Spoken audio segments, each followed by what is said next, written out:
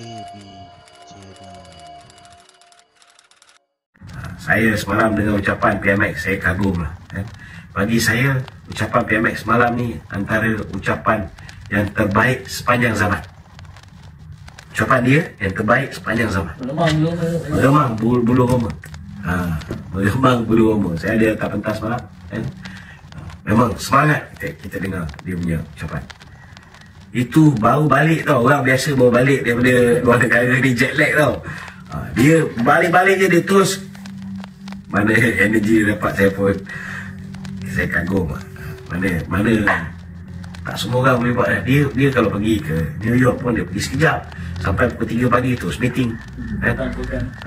Sampai ke petang program. Pagi tu kena ada program lagi. Pergi ke sana, lepas tu dia satu hari dia. Kalau macam kita kalau pergi ke London, kita tunggulah 3-4 hari khabar. Betul tak? Dia sampai je meeting, balik. Pergi sana, meeting, balik. Umur 76 tahun tau. It's not easy lah. Bukan semua orang boleh buat.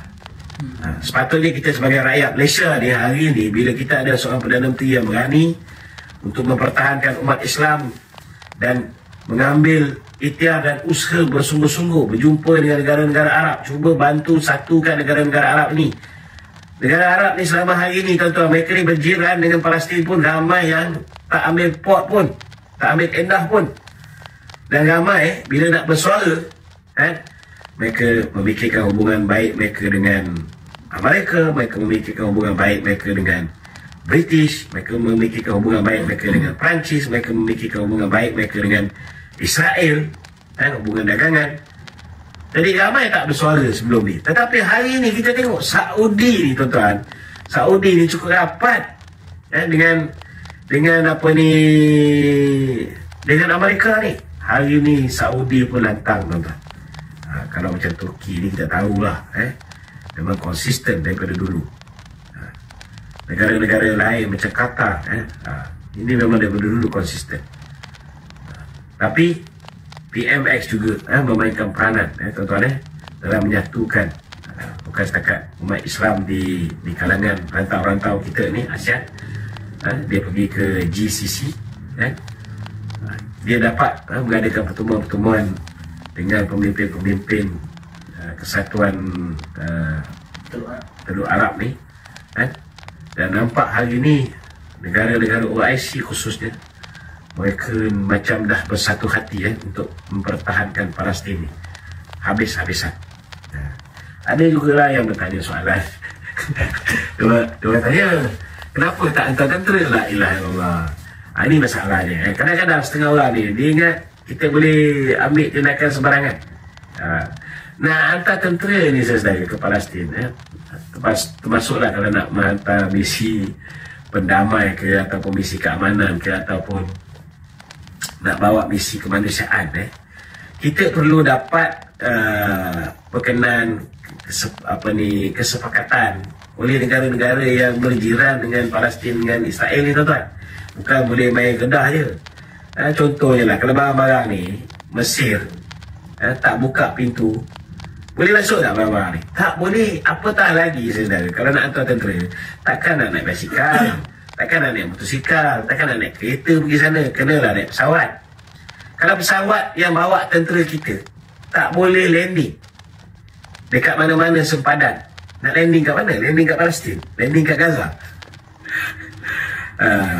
Saya fahamlah kadang-kadang tak semua orang boleh faham, boleh berfikir benda ni semua Jadi jika perkara tu kalau kita tak dapat konsen daripada negara-negara yang bersempadan ataupun berjiran dengan wilayah yang berperang ni tuan-tuan, bukan setakat tak boleh hantar tentera tuan-tuan, nak hantar bekalan makanan, pesawat, negara kita tak boleh mendarat langsung, tak boleh mendarat langsung.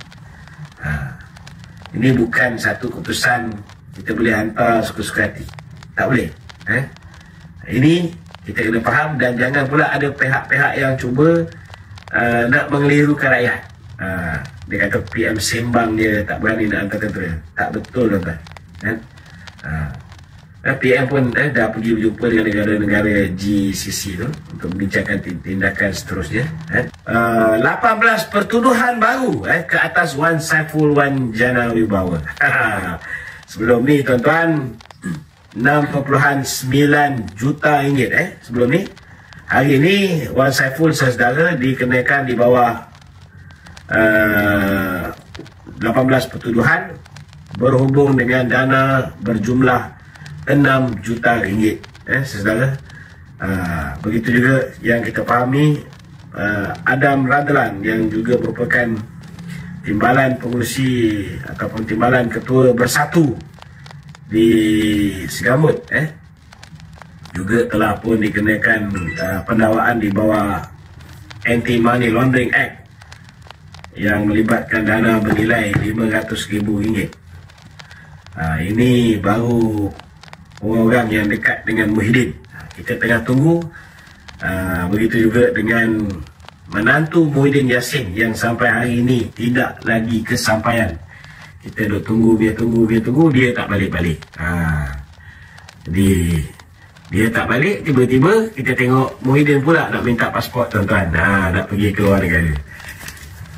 Itulah bila kita ketika ada kuasa kita menzalimi orang lain, mungkin orang lain tu tak sempat nak melakukan kezaliman ke atas diri kita. Akhirnya tuan-tuan, Allah Ta'ala bagi kifarah, cash. Apa yang dia buat pada orang, akhirnya dia yang menghadapi perkara-perkara yang berlaku hari ini. Kemudian yang seronoknya, Cikgu Bat. Cikgu Bat tuan-tuan mengeluarkan kenyataan. Apa kenyataan yang dikeluarkan oleh Cikgu Bat? Cikgu Bat kata Wan Saiful Wan Jan seorang yang berani dan tidak korup. Itu sebabnya dia tidak jadi macam MP Kuala Kangsar.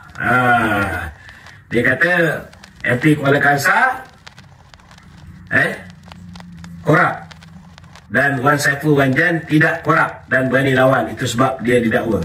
Jadi dalam erti kata lain, saudara, hari ini Cikgu Bat mengesahkan bahawa Datuk Seri Najib Tun Razak, Datuk Seri Ahmad Zahid Hamidi, Datuk Seri Ahmad Maslan, Datuk Tan Sri Syaril Samad, Tengku Adnan, Tengku Mansur, begitu juga dengan Datuk Seri Rahim Aziz Rahim, Datuk Seri Bong Mokhtar.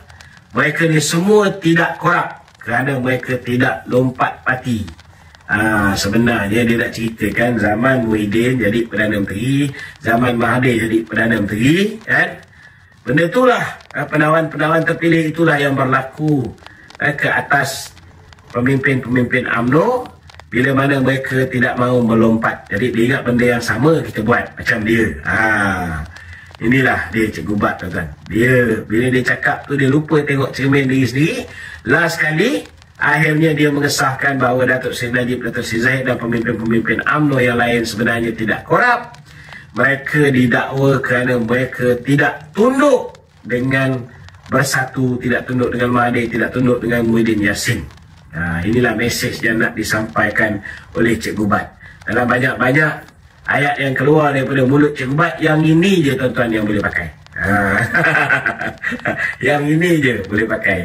Tak sedar bila dia cakap macam tu, ianya mengesahkan apa yang berlaku zaman mereka memerintah, tuan-tuan. Zaman Mahathir dan Muhyiddin memerintah, memang pemimpin-pemimpin UMNO telah berhadapan dengan pendakwaan terpilih, telah diugut seperti kata Cikgu Bat, orang macam Mustafa Muhammad, orang macam Mas Elmiati, walaupun nama juga tersenarai sama macam Tok Mat Maslan dan juga Tan Sri Syaril, tetapi akhirnya mereka tidak didakwa.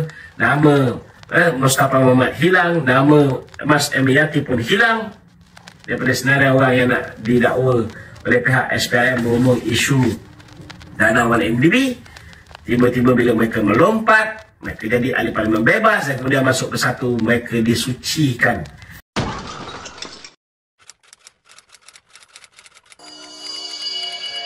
AB Channel.